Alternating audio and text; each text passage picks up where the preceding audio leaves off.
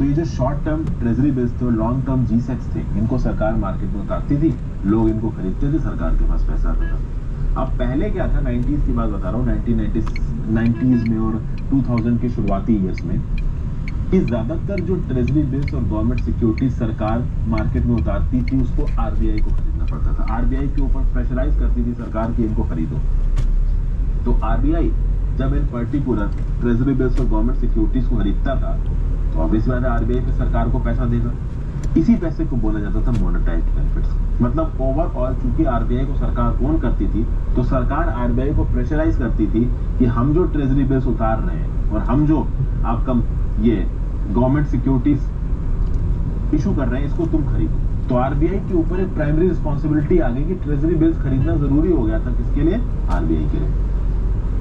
शुरुआत हुई 1990 और उससे पहले की बात है। 1997 में कुछ चेंजेस हुए। 1997 में RBI stopped being the primary subscriber of the treasury bills, rather RBI invest in them monetarily. तो 1997 से पहले तक ट्रेजरी बिल्स और गवर्नमेंट सिक्योरिटीज जब भी सरकार मार्केट में उतारे, ज्यादातर गवर्नमेंट सिक्योरिटीज और ट्रेजरी बिल्स आरबीआई खरीदती थी।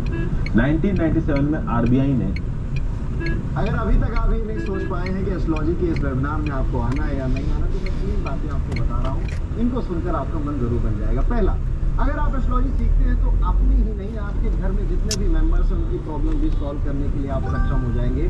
दूसरा, आपके आरबीआई खरीदती थी। 1997 में आरबीआई ने ट्रेजरी बिल्स का प्राइमरी सब्सक्राइबर होना बंद कर दिया। आरबीआई ने बोला कि अब हम इसको वॉलंटरली खरीदेंगे। अब सरकार क्या थी कि सरकार को अपना ट्रेजरी